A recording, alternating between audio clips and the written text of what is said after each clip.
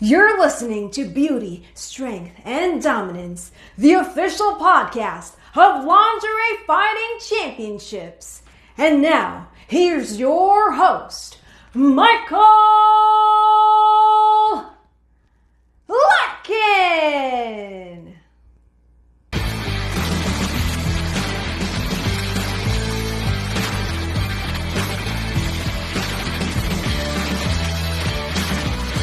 Hello, ladies and gentlemen, and welcome back to another edition of Beauty, Strength, and Dominance, the official LFC Lingerie Fighting Championships podcast. My name is Mike Larkin, and joining me today is a good friend, a fellow podcaster, my boy, the man who said this is the only show that I'm good at because everything else I do sucks. Mr. Robert Davis, how are you, Robert? Hey, I'm good, Mike. And to be honest, yeah, it's the only show that you're good at. So that's why I'm here. So let's have some fun. Let's have some fun. Of course. So for those that don't know what we're referencing, guys, check out Max Wrestling, Promomania. Robert and I did another one of our fun promo bouts, calling me Man, Bear, Pig, making fun of my pop culture references. That was fun. I will say, though, that was a whole lot of fun. Thank you, sir. Yeah, we've definitely had some fun the last 3 or 4 years. We've done that. That we have, and I check everybody else to go out and check it out. It's all about showcasing and being the best representation of your presentation, and that's what we do, and that's what we're going to do in here in today's show. Because my friend, you are very much like myself when it comes to many of the women's athletes and women's sports. Now, you've seen the LFC product. It is Lingerie Fighting Championships. It's a little bit of MMA, it's a little bit of wrestling, it's a little bit of clothing. So first, to start off, what do you think of the actual product, number one? But also, number two, how important is it to show women as far as just the overall beauty, strength, and dominance and the overall sensuality besides the overall talents that we see and all these different combative natures? I was actually a bit surprised. We've been friends for a couple of years now.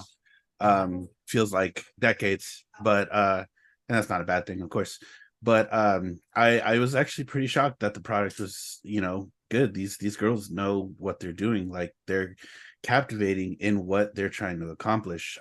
Being a girl dad at that, the whole concept of beauty, strength, and dominance is something that, I want to teach my daughter. Growing up in this world, it's not friendly to females sometimes. And any possible way that we can give females some empowerment, I say do it. I mean, there's definitely going to be those naysayers and those people that are going to say, yeah, girls in lingerie. I mean, if they're cool with it, if it empowers them, if it makes them feel great, let them do it. By all means. Sound like the homie there from the Waterboy for a second there. All they want to say in lingerie, the water. Water, boy. Anyway, I digress. But no, that's the thing too. No, I completely agree. And I think that's the overall message here. And it's so funny because we always talk about the letter L being lingerie. I mean, back in the day, if you look at it from the adult side of things, we had women's erotic wrestling, which featured adult entertainments and doing professional wrestling. But also at the same time, man, I think what's great about it too is we've evolved so much. And we look at professional wrestling now. We look at what we have in the WWE with Charlotte and who's now Mercedes Moné, Bayley, Becky Lynch, and so many different assets of professional wrestling, and especially the MMA world. I think it's about doggone time. I mean, we've seen in music many different genres of music, women being featured in music videos, the eye candy, but also at the same time showcasing them for the work of art that they are. I mean, prime example, rest in peace, Tawny Katane, Whitesnake, hello. I mean, and honestly, it's about time. You've had people that were pushing the envelope for a long time. If you look at wrestlers like Bull Nakano, Awesome Kong, these ladies were about putting on a show and actually showcasing skill. We're close to the same age. We grew up around the Attitude Era. We gone from 5-minute bra and panties matches to, ladies headlining WrestleMania. Like, who would have thought? Well, that's the thing too. Like you mentioned, like from the days of Bull Nakano and Alundra Blaze and their feud in the '90s, and we talk about Sherry Martel and Medusa Michelli, aka Alundra Blaze, Aja Kong, Awesome Kong, many different variations from Japan and all over the world. I think in this day and age, like you mentioned, like Charlotte and Becky and Ronda main event of WrestleMania, stuff that we need is also very imperative because it's one of those things that I look at it from a stance too. Is like we have many different genders. We see the transgender. We see so many different non-binary, however you want to define it. There's people getting opportunity, and that's the key key word in this world, man. Opportunity. People need to have that opportunity, and variety is always a great thing. It's the spice of life, if you will. Absolutely. And I think, it just hits a little more actually being a girl dad, sitting with my daughter who just turned 10, um, she used to sit with me when she was 5, 6, 7 years old and watch these women do their thing. And, she was so captivated. She even goes one time like, Dad, I want to do that. And it's just like, you think you can do that? And she goes, yeah, I can do that. If they can do that, I can do that. Like it's a positive message. It's empowering these little girls, showing them that anything is possible. And I think that's important, especially in this day and age. Now, for you, with the cutie that you have, I gotta say, first and foremost, folks, Rob, I know you for a long time as well. Very much a girl dad, and very much your daughter is your world. I always look at it from a stance too, as like the power of the mother, the power of the daughter. The message goes beyond athletes. I think bringing these kids into the world and just everything, raising them right and putting them to that stance, putting on that pedestal that they deserve. It's one of those things too, man. Especially in this day and age of social media, there's more avenues for people to expand and look at different things. It's setting a positive example, especially like we talk about. There's a world of politics. Everybody's more this as opposed to this. We need something more of that. We need the more positive generation, a little bit of old school style, and really just the overall set discipline that we had when we were growing up. Absolutely. One performer that always stuck out to me in the last couple of years, rest in peace, Hannah Kimura. She was always such an advocate of, everybody's unique, everybody's special. And I just thought that was like the coolest thing, what she was doing over there in Japan. Like, man, this is really cool. This is something that little girls can latch onto and kind of emulate, and just kind of have that example for them. And I thought that was really cool. I know there's others that are kind of carrying on what she was doing, but just someone that comes to mind in the last couple of years, man, I thought she was fantastic. It's these Japanese girls, man. I think the Japanese culture and the Japanese talents, I mean, they come from a dojo that's just strong, the powerful grit. And a woman like Hana Kimura, God rest her soul, really does stick out for me. And I'm going to say this for you, Mr. Cali over here, because this will tie into LFC, and I think you'll like this. One of the best doggone training academies in California, Santino Brothers Wrestling Academy. And Jezebel, 100%. right. And Jezebel Romo, who is one of the heads of that, along with Chaos, Yep. who we've seen on WSX, what has done LFC. I mean, she was originally supposed to be Les Scorpia. She's been on this show. I look at training facilities like that. What I like about it too, as well, for those who have not seen the Santino Brothers Wrestling Academy, subscribe to the YouTube. They break it down. There's these seminars, there's training videos to say, hey, this is how we do it. That's what we need more of. I think wrestling schools, especially for women, such an empowering figure as Miss Romo is, I think it goes hand in hand, right? Yeah, I mean, Jezebel and Chaos, man, they're great. You can tell they love what they do. Especially Jezebel. She's just so about the business and helping and creating, the future of what this business is going to be. Man, I just watching their YouTube, you should go check it out. Like, it gives this fat, overweight old man some hope. Like, I was ready to go dive into a ring. I wouldn't say they're fat, old man. We're getting older, but I wouldn't say fat. I'll give you with the pH there, sir. I'll give you a little. Yeah, fat with pH. But no, I mean, I completely agree with you. Like, growing up on Long Island, we had the New York Wrestling Connection, which a lot of stars like Brian Myers and Brett Matthews, Matt Cardona, Brian Myers, Mike Mondo, who's the trainer over there now. I think that's the most important thing as well, and I include women in this as well. We've come from a day and age where if you're a woman and you're getting into professional wrestling, the term that was always out there, and it was a very derogatory term, is rat. You know what I'm saying? It's like when we see with music is groupies. We've come such a long way from that. It's like with a women's match being the piss break. I think what's very imperative about that too is, as well, there's more women's wrestling promotions. I mean, we have Rise, we have Shine, we have Shimmer, we have so many. But it's just great, not just on professional wrestling, but the independent scene. Women are main eventing. There's intergender shows. There's something for everybody. And they're really opening up those boundaries and not setting those barriers, man. Yeah. And honestly, that's something, and I don't know if it's because we're a little bit older and kind of going back and watching some of that stuff we grew up with in the Attitude Era. It's kind of like, man, this is kind of, it's kind of cheesy. This kind of sucks. Well, and I'll put this to you because we talked about it. First and foremost, the fact that Trish Stratus at 46, 47 years old looks absolutely stunning with what she's doing now. Gosh. My God. But the yoga and the Stratusfaction yoga, Like she came from just being a manager with TNA, Teston Albert, not that TNA, folks. And she, let's be honest here, she sucked when she first came in. But like once 0102 came around, her and Lita and the main eventing Raw, we always talk about that. But now here she is. She's facing Becky Lynch next week, as of this recording, at WWE in Saudi Arabia at Night of Champions. Like, bro, like 46, 47 years old. Trish Stratus, man, back in the Still doing it, man. I mean, a lot of these ladies, look at Melina from when she was in the Royal Rumble. Victoria still looks great, man. These these old ladies are, well, old. Yeah, I don't even know how to say that, but these ladies that are kind of up there in age are really showing out, and it's good to see some of them still got it. Well, I always equate that to what Mickie James was doing in her almost farewell tour there in Impact Wrestling these last few times. You know what I'm saying? And I mean, Yeah. And we got Trinity over there now, which I got to say, from where she was previously working to where she is now, she's another one that's really grown leaps and bounds, dude. Yeah, I'm excited for that. I'm really excited to see what she can do, kind of with the shackles off, and now that she kind of has this freedom, so to speak. Agreed. And I caught a little bit of her match with Kylan King, and I was kind of impressed. Like there was some stuff I hadn't seen before. I will say, apologize if I cut you off a little bit there, but I got to add this, man. Kylan King, who's doing her thing over there in Capital Championship Wrestling over here in the Indies, which I do the shows for. I got to put that over. But Kylan King, man, doggone her. And Taylor Wilde, another veteran coming from 2008, the first ever Knockouts Tag Team Champion in Impact. They're doing their thing now. Like, I like the fact that we have Taylor Wilde as this witch type character, and you got Kylan King by her side. They're feuding with Rosemary and Havoc now over there in Impact.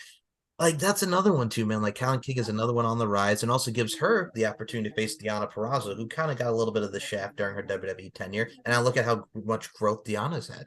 Yeah, like it's amazing. I remember watching her during Ring of Honor, and just really thinking, like, man, this girl has something. And you know, when she got picked up by WWE, it was just like, oh, great, you know, she's going to be able to showcase this on the biggest stage of all. Like, I mean, let's be honest, what's bigger than WWE? And she didn't quite get that when she came to Impact. She kind of proved everybody wrong, and you know, I guess the mistake that WWE made by not really letting her showcase. I mean, she's killing it. She absolutely is. And I think with that character and the right overall, just giving her the best presentation to do her. Like, I remember like seeing her in the Mae Young Classic. I remember seeing her in NYWC, Ring of Honor, Women of Honor. She had some great matches with Taylor Hendricks and there, Mandy Leon around that time period. There's something just about her. I kind of call her like the female student of the game, because she can lock in an armbar. She can take you down. She really knows the basics, and it's very crisp watching her work, which I know you can agree with me on this.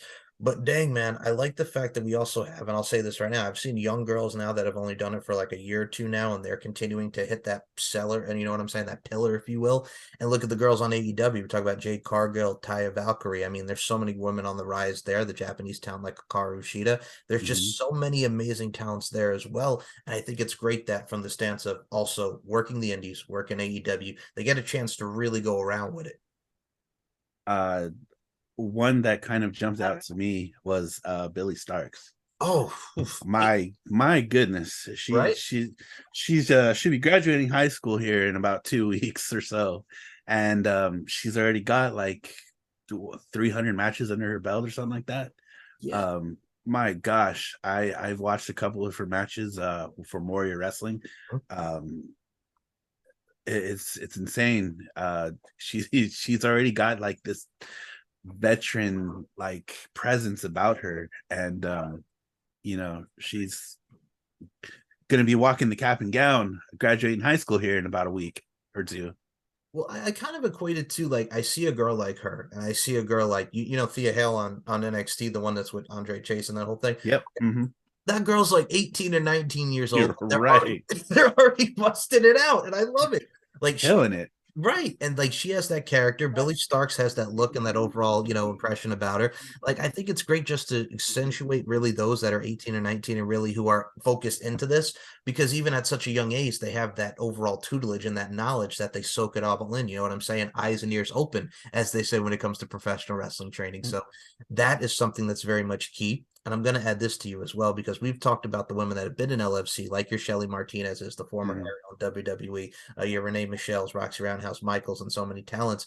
How important do you think that is, just to see people transition from, I'll use MMA to pro wrestling, for example, the women's side of things, Ronda Rousey, Shayna Baszler, we had Invicta, Shannon Knapp's promotion. We see back in the day with Daniel, what's his face, Dan Severn, Ken Shamrock, Tank Abbott will be here all day. How awesome is that, just to see the I know, the MMA pro wrestling tie-in that we've seen over the years with men and both women. Yeah, I think that's awesome to see. To be honest, I wasn't a big fan of it first because there is a bit of a tribalism that goes between UFC fans and wrestling fans, but the more crossover I started to see, the more I kind of embraced it. Like, I mean, they're not too much different, I guess, in terms of the athleticism behind it, but I think it's great. It just opens up opportunity, not just for the men to cross over, but for the women as well. Imagine somebody like Amanda Nunes coming over to wrestle. Jesus. Mm-hmm. I mean, that would be wild. Right. I mean, we had that briefly with Paige Van Zant in AEW. Like I was when they announced that she was going to be there, and I've seen Paige fight like you have.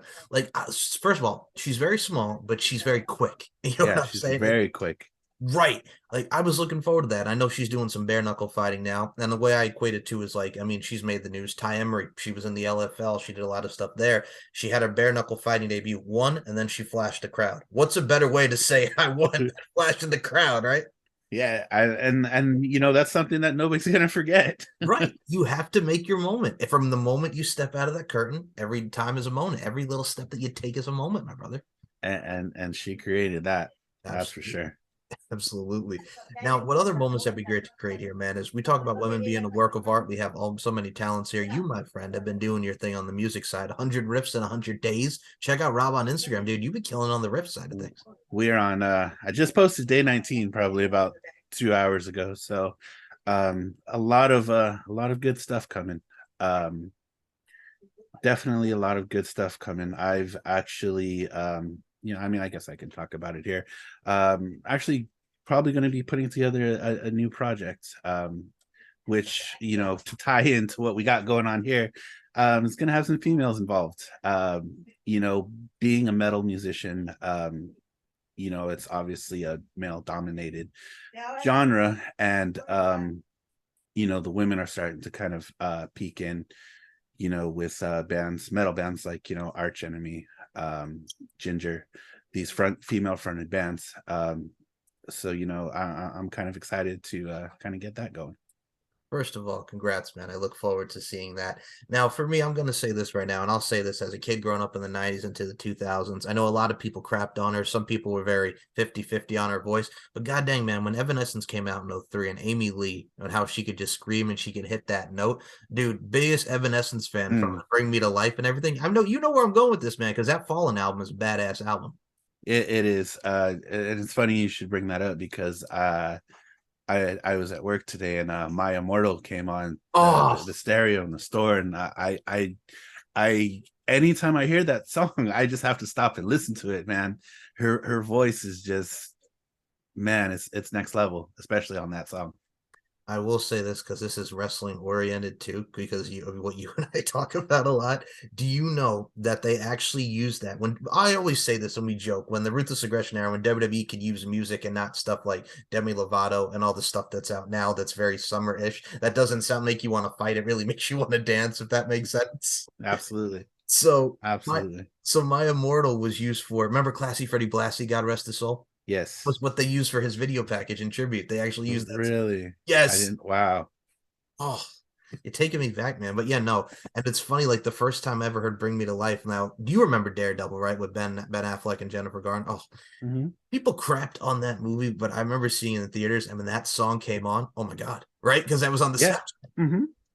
Yeah, I mean, still to this day, that song, I mean, it's one of those things where you could walk into a crowd of people and go, "Wake me up." Can't wake up. You see, I mean, that just proves my point. It's one of those things where you're gonna get a reaction, and I don't think any of that would have been possible without Amy Lee. Like, she was definitely the driving force behind that. And the thing too is like you see so many women. I mean, we've seen Paramore, we've seen so many great bands that have featured women. I think it's great just because I'm gonna say the women like us men get hit that high note of just screaming and yelling, but also at the same time, their distinction in their voice really does showcase in that song the lyricism behind it. So I think it's great to see more, like you mentioned, musicians, no matter what genre, especially metal now, really getting their just due, you know? Yeah, yeah, absolutely. It, it's it's I've been at this musician thing for, man, 25 years now, and just to see this I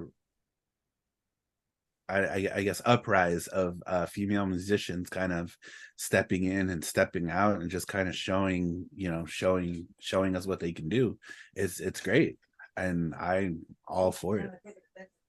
And it's great too because I know you got your own man here with Consuming Fire, which we're going to talk about here. Dude, you've done your thing on the TikTok with that, and I've seen some of the stuff you post on Instagram and Facebook with that group. I wanted to ask you about the group because first and foremost, badass music, but also a badass name that really, from a marketing standpoint, really gravitates people towards the overall band, you know? Yeah, yeah, thank you.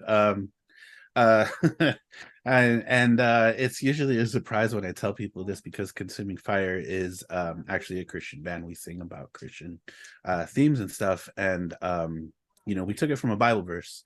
I think we were stuck between two names. It was either Consuming Fire or something else, and I was just kind of like, Consuming Fire it is. So that's kind of what we've been rolling with for 11 years. We've actually had the thing about Consuming Fire is it's only two core members. It's myself. I play guitar and sing. I mean, sing if you want to call it singing, and my drummer. But we interchange musicians. We've been a band for about 11, 12 years now, and we've always been open to having people jump in there with us. And I actually had a friend of mine, her name's Victoria. She sings in a band called Cerebrus. They're not active right now, but absolutely amazing group. If you want to go find them on YouTube or Spotify, they're still up there. And we actually were going to bring her on to play a couple of shows with us, but things just didn't work out. But just the fact that we had like a string of shows, like 3 or 4 shows coming up in the course of, like, I don't know, maybe like a month or something, 3 weeks. And she was one of the only ones that stepped up. She learned our set in probably 4 days, and she was ready to go. Like, we were just like impressed, because it's not her style of metal, but she just came in and ripped it up. Well, I'm not shocked too in that regard because I look at it from a stance too as well. First of all, I can't wait to see y'all perform and really get together. And I think from that standpoint, I love the fact that we're again ripping it up, tearing it up, and just really showcasing the female vocals. And I mean, you know what's funny about it too, right? I look at that standpoint, and people do always have that stigma. And this is where I'll go with this. Like, you go to the mall, Hot Topic, you see a girl with like green hair, and I'll equate it to wrestling. There's a wrestler, Cosmic, right now. Does a lot of cosplaying, but she Mhm. also looks like something that would come out of Hot Topic or something off the Warp Tour. You know what I'm saying? But everybody gets stereotyped with that look, and I've always viewed it like this. When you're in high school, there's so many different levels and different groups, what have you. I always like to look at it from a stance too as well. Everybody's unique, and I could see that viewpoint. But even though in high school, we are trying to find ourselves, blah blah blah blah blah. But as we become grown men like you and I are, I think it's great to showcase, and especially in today's day and age in 2023, people's individuality. And I think what's great about the look and the appearance wise, when we talk about internal and external beauty, the appearance here, man, it's edgy. It's something that's taking a chance and taking a risk. And I think you need to do that, whatever craft that you endeavor and you pursue, right? Yeah, absolutely. And to kind of bring that back around to being a father of a little girl, for girls, especially growing up, image is something that's very important. um and I'll be honest with you, I didn't realize how important it was to him, especially at this age. Like I said, my daughter just turned 10, and she's already kind of looking in the mirror and doing this thing and that and the other. And she's talking about styles and clothes. Like, she's really into like the dark gothic wear. And then, I mean, she didn't get that from dad. She did that all on her own. Just in case her mom's listening, because I know her mom might be listening. um Dad was not an influence in that, but that's something that she's gravitated towards. And instead of kind of pushing her away from it, I just let her fully embrace it. Like, if that's who she wants to be, if that's how she feels comfortable, I think that's very important. I mean, and I'll look at it like this. I'll kind of equate it to like when you see like girls in the late 90s, like we both grew up on Britney Spears, Christina Aguilera, here's Mandy Yep, Moore, like the girl next door. And then absolutely. all of a sudden Avril Lavigne comes along and she's talking about why you got to make things so complicated. And it just goes to the punk rock realm, you know what I'm saying? And mixing it up a little. Yeah. That late 90s was something else, man. When Britney Spears first, I mean, we'll go even a little further back. Spice Girls, when the Spice Girls came out, man, what a following they had. Right. And that's the thing too. I mean, even before that, we'll go Courtney Love and Hole to take it back on the rock side of things, with Courtney Love doing her thing with Kurt Cobain, rest in peace. I mean, I look at it from a stance too as well. Europop, that transition, much like with wrestling, when someone from international wise comes stateside, there's that overall appeal and there's something that goes into it. Look at like that Europop thing. I mean, they may have lasted for like 10 seconds, but god dang, Eiffel 65 on Blue Abba Abba Die, probably one of those songs that's very weird as fuck, as well as the video, but Man, that's stuck, right?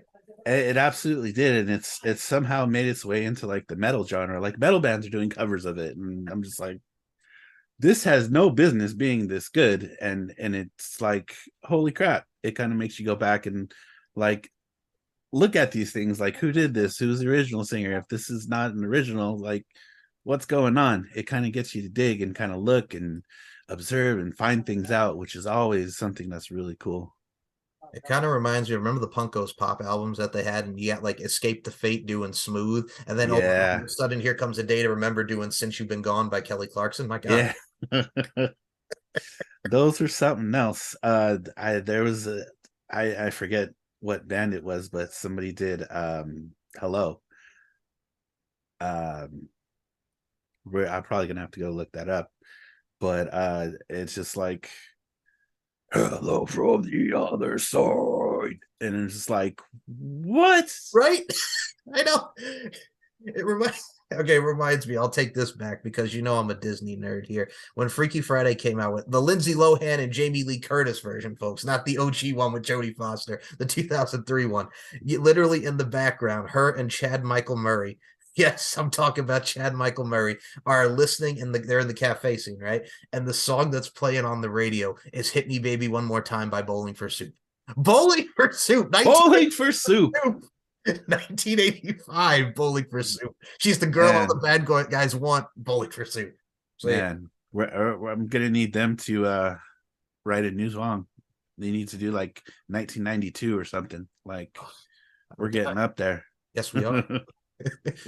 But no, and I think that's great just to look about stuff like this, the moments and memories created and moments and memories yet to be created. And I think I got to ask you as well.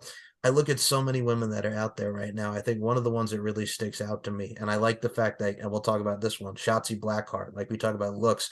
First of all, ballsy badass. What a great name in the WWE. The green hair. I saw her before that when she was doing Impact in the Indies, but she's another one that's very much a Hellraiser. The ball pit comes out in the tank. You want to look at image right there. My God, Shotzi Blackheart. That's and she gets your attention every time she's out there. Like, she doesn't even have to say a word. Like, it's all in this. And if you can get somebody's attention with this, like, you're doing something right. And I think what's great about it too is we'll mention names like we talked about Rosemary and Havoc, like that goth look. She's very much one of those things I love about Rosemary. I always dug it because it's creepy, but it gets your attention. And I think if you can get somebody's attention with that, because we'll look at Rosemary when she was Courtney Rush, she was the farthest thing from what we saw Rosemary, but we saw that slow transformation, and it's worked ever since. Like, holy crap, what a transformation that was. I mean, if you like, I'm thinking about the first time I ever seen Rosemary, and I'm just I was at a loss for words, kind of like I am now. It's not very often that happens, but just remembering Rosemary come out with Decay the first time, I was just like, what is this? This is awesome. I spent a long time away from wrestling, probably 10-12 years, and that's one of the first things I saw when I came back, and I was just like, I like this. Let's give me more of this. think if you look at the Impact booking at the time, and I know the Broken Hearties were very big at this point, Abyss was kind of going nowhere. Crazy Steve was doing that menagerie stuff, that circus type fight with Nux and Rebel and all of them. I know, you don't remember that? I do. I I was know. like really like what I know. what What? what What are you talking about, son? What? So they became the Decay, and they came out to the Nobodies by Marilyn Manson, which is still one of the bangest songs ever, man. absolutely Oh. hands down. Man, that was just so captivating. And even Rosemary now is just still probably one of the most captivating female performers out there. Just the fact that she's with Havoc now, Jessica Havoc, so sick. You know, they're doing really cool things over there at Impact. That they are, man. I mean, here's the thing that's very multidimensional. She's kind of like the female Mick Foley. Like when Sue Young went to doing the Susie stuff, the Sue Young the zombie character, and so much. Like that's just very multidimensional to her character. That was, man, I didn't even know what to think, because she had 3 different characters and they were all so different from each other. Like you almost couldn't tell they were the same person at some point. Like if you were just watching Impact for the first time, there was no way you could probably put together that Susie was Sue Young, which was what was the office manager character? I forget. Oh god, yeah, it was no Susan. Susan. Yeah. Like I wouldn't have been able to tell that was the same person. They were all so dynamically different. Man, she's another one that just had it down. And I think another one that sticks out to me, and we'll talk about AEW here, Abaddon. It seems that she just came back from injury. Well, she's actually been cleared for a long time, but it's good to see her back. She was always another one that captivated you. Well, she's the one that I also look at it like she got herself into really good shape now. She looks fabulous. Oh yeah, she looks great. That's the thing too, man. It's like also coming from that injury, and I look at from what we had in the LFC. Some girls have hurt their legs, knees, and ribs. Like, here's the thing that people always take for granted. And here's what I always say about it: just because you see the word lingerie and the letter L there, like, there's a lot of stuff like people do get hurt, and especially with wrestling because we were so much like you mentioned tribalism. We talk about predetermined and whatnot, and I've always said this: when people crap on wrestling, they were probably the kids, much like you and I were when we started watching the whole thing that got made fun of for it, and they said, "Hey, I better stop this now because I keep getting made fun of it." But for those who have gone through the good, bad, and ugly and stayed true to themselves, you really get to appreciate, especially with music, wrestling, whatever, you get to appreciate just the art and just the evolution of stuff to come. Because if you're a wrestling fan in 2002, for example, the wrestling boom kind of like dies because there's no WCW, there's no ECW, WWF is the only game in town, and of course TNA would come a year later. Yeah. But that's the thing, man. It's just like there's always that stuff. But if you stuck around, you saw John Cena, you saw Randy Orton, you saw Brock Lesnar, you saw Batista, and you saw the rise of where they are now. And it looks like 2 of them are going to be going soon, that being Randy Orton and Edge, right? Yeah. It's crazy to kind of see these guys still around, still doing their thing. Like I remember John Cena's debut. I remember Randy Orton's debut. Like I was a kid, like we were kids, and like we're full-fledged grown adults now, and they're still out there, doing the thing, and it's, man, hats off to them. It's amazing. Right on. And I mean, for music wise, I got to ask you first and foremost, Mr. Consuming Fire and the Christian rock band and the Bible verse. Is this like Skillet? You know what I'm saying? Because I'll go back to Skillet the older I get. That's what it reminds me of. As soon as you said that, my mind went straight to Skillet. Like the older I get, and Hero and all the songs, and I feel like a monster Skillet. And I really went to Skillet. Were you a Skillet fan at all? Because they did their thing as well. I'm kind of 50-50 on Skillet. Nice. But Skillet is, I mean, don't get me wrong, they're great band, but they are not regarded in the extreme metal scene, at least, very highly. As far as like Christian musicians, I was a big POD guy. Oh. They're probably one of my favorite Christian bands. POD was always great. DC Talk, I know they're not really metal, but they're more rock. Other bands, like locally, we've had Horsemen of the Apocalypse, Darklay Still, really good friends of mine. These guys were the ones kind of doing the thing in that scene, at least. Yeah, fair enough. And now here's one that you brought up that was actually really cool there. First of all, POD, you know what I'm saying? The Southtown, I'm talking about. I feel so alive, the youth of the nation. Hello. Come on, Robert Davis. Yeah, yes. Here comes the boom. Yes. Now, I got to ask you as well. Would you also kind of categorize, because he was all about this for years, and I think he still is, Scott Stapp, Creed, when Creed came out with Higher and all those songs? Would you kind of, Yeah, I mean, I would. I think the element was definitely there. And I'll probably get flack for saying this, but I really don't care. I've seen Creed live, probably one of the best live shows I've ever seen. Okay, and here's the thing. Absolutely amazing. I'm right there with you on this, because people talk about him sounding like Eddie Vedder from Pearl Jam, which I get it. I get it with Scott Stapp. Yeah. But if you listen to Higher live and what Arms Wide Open and My Sacrifice and all these songs, there's nothing like it, just because of the live experience, how it goes so hard and it's good and it's meaningful and it's powerful. Yes. Yeah. But I mean, who didn't sound like Eddie Vedder coming up in the late 90s, early 2000s? I mean, Godsmack got that comparison, Disturbed got that comparison, Creed got that comparison. There was a lot of them that did. And Eddie Vedder is very influential vocalist. So like, right. Well, no, come on. If you look at it, like when Three Doors Down came out, if I go crazy, then will you still call me Superman? So everybody had that type of voice. That's another one. Exactly, man. I think that's the thing too. If you create your own voice and you stay on your path, and here we will see results. And especially with the results I got to bring out here, because one last thing I got to ask you about music. So we've seen a constant progression and revolution of music of all different, categories, genres will be here all day, and the stylings, if you will. Some people talk about the music nowadays to compare to back in our day. We're starting to sound like our parents here, but I think the music nowadays, what I've always said about it is the fact that we have Vivo and we have YouTube now. We don't have like the countdown shows anymore. Do you see still the same significance of what we have nowadays than what we had back in the day? Because everything's more social media-esque, and it doesn't really feel like you have a good lifetime with these music, because everything can change on the top of a dime. Something will be new the next week. So it's very tough to kind of make your niche and your mark here in today's generation. I think we have more available to us now. Right. Now that nobody's buying CDs and cassette tapes anymore. I'm kind of dating myself here. We have all these things that we can go for music. Like we can jump on the SoundCloud, Spotify, iTunes, Apple Music, YouTube Music, Deezer. I mean, there's just so many avenues to get music. Like if you can't find something you like, the guarantee there's something somewhere. Kind of just like wrestling. Like, we've talked about this a lot personally, but the tribalism, like, WWE sucks, AEW sucks. Well, if you don't like either one of those, there's definitely something out there for you. I mean, guaranteed you will find something that you like out there in the wrestling world, just like in the music world.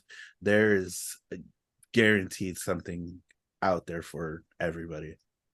I mean, if you don't like that, you can watch Japan, you can watch AAA, you can watch MLW, you can watch your local indies. There's something for everybody in anything that we do and everything that we love to pursue and really get into. And I also look at stuff like, what is something that is very cool. And you mentioned your daughter, your youngin'. We got to mention another woman here because she's a dear friend of ours. Man, our friend Nicola over there in the UK, aka the Demoness. What she's done with her character and just her overall creativity, very poetic with how she speaks. She's another one out there. I got to put her over for the beauty, strength, and dominance character, because she is very multi-layered. She's very fun. She's very vibrant. But also at the same time, she could be very scary, but also at the same time, it's evoking emotion. So we got to give it to our girl Nicola over there in the UK, man. The first and she'll probably get mad that I'm telling. Yeah, she does. Oh well, I don't know. Yeah. But for the first 3 weeks that I met Nicola, we talked to each other in character. Like she talked to me as the Demoness, I talked to her as the Collector. We stayed in character for a good 3 weeks before we just kind of. She was actually the first one to drop it. She says, "All right, I'm done." And we finally got to talk as Nicola and Robert versus the Demoness and the Collector. And it was funny, just for those first 3 weeks, I'm just like, this chick is out of her god dang mind. I mean, I was just so enamored with the fact that we had another dark character that I could work with at the time. And Nicola had some amazing ideas on her own. After we dropped character for those first 3 weeks and kind of talked about what we wanted to do and kind of where we wanted to go. We had the whole idea for the Blackhearts, our faction. We had that forever before we actually kind of put it out there. She's just awesome. I mean, she's just got just this fountain of knowledge of her character and these ideas that she has. And we were able to help each other and grow our characters, and not just our characters, but personally, like we got to get to know each other besides the characters, and doing all this work. Like, we've become family, along with our mortal Mike here. We've gotten very close. What I told you before, and I told Nicola as well, like our group was started on the premise of being a wrestling group, and it's kind of surpassed that. It's kind of blown that out of the water, like 2, 3, 4 years ago. It's one of those things where you two are my dearest friends, and I love you both to death. And I mean, knowing her from being a wrestling podcaster and really helping her along there, and you helping her out, and all of us getting together doing our thing over there at Max Wrestling, I look at it from a stance too as well. Y'all develop your character, and that's old school right there. Y'all talking in character. It's keeping kayfabe alive, if you will. And I think just the creativity that you both ensue and put on each other really brings the best out of both of you. And I think if you have that creative mind and that creative set, you know what I'm saying, y'all do some amazing work. And I think that's great to see, just individuality and just everybody kind of breaking out of their shell and just doing their thing. I think it's wonderful. So folks, if you feel like that you want to just break out of your shell or just do you and fuck what everybody else says, to put in the terms. And now I will say this before we close this out, and I'll say this before we even close this out, because you brought it up. I'm going to say, hey, demons, it's me, yeah, boy. So remember that shit? The dude's going to ghost hunting with them, and he just goes, "Hey, demons, it's me, yeah, boy." Yeah, boy. I want to be there. Oh, I'll put that in the friggin' image when the show goes out. Oh my goodness. But yeah, no, guys, really, please just follow everything that this man does, and Nicola and Max, and what we do here at LFC. I think it's great just to see everybody come out of their shell, break it, and really just have a doggone old fun time talking pro wrestling, LFC, what have you. This is the community that we have. And Robert Davis, I'm going to say this. We're definitely going to do a round 2. I love to have you back on the Shizzo and just talk some LFC and shoot the breeze like we had today. I loved having you, man. Oh man, it's good to be able to finally do this. I know we talked about doing this for a while, and I know we can probably go on forever. So I'm definitely looking forward to a part 2. We can talk some LFC. My girl Gemma Juliana. That's my LFC girl right there. All right, hold on. You're just gonna bring this up? Okay, I'm gonna bring this up. I know you are. So, for those that are not aware, and she's going to be back coming soon, by the way. I believe she's going to be back in the near future. So I know Robert's going to be a happy boy over here. So Gemma Juliana is an independent talent out of New Jersey, and she's done some great work. If you've not seen Gemma's work, she's amazing. She had 2 bouts here in LFC against Sybil Star at LFC 29, but the one that really put her out there was the one with Vita Von Star, who's another character. Yes. From Ring of Honor, and just the righteous one. Yes. Vincent and glad to see him back. Oh, me too. Yeah. What was the other gentleman? Vincent and who's the other? Dutch. Thank you. Yeah, Vincent and Dutch, the Righteous. Check out The Awakening. Check out The Righteous. Everything Vita Von Star does. But yes, for those who have not checked out Gemma Juliana and Vita Von Star from LFC 31 Booty Camp 2, which was tough because, as you know, it was during COVID. So the FSW arena, all that was there was the crew. There was no people. They put on a banger. I know you've seen it. Yes. You're very much a fan of that one. That's what won me over. That was great. That's the beauty of it, man. Making fans and just creating moments and just having fun. I love it. So, Robert Davis, before we close this out, you are on Instagram, you're on Twitter, you're on the tickety old talk there. Where can we follow you? Promote your links, man. Yeah, hey, I'm everywhere you could possibly think of. If you do Linktree / / I forget which slash it is. We'll put the link down here in the comments, but Linktree/hey, it's Rob.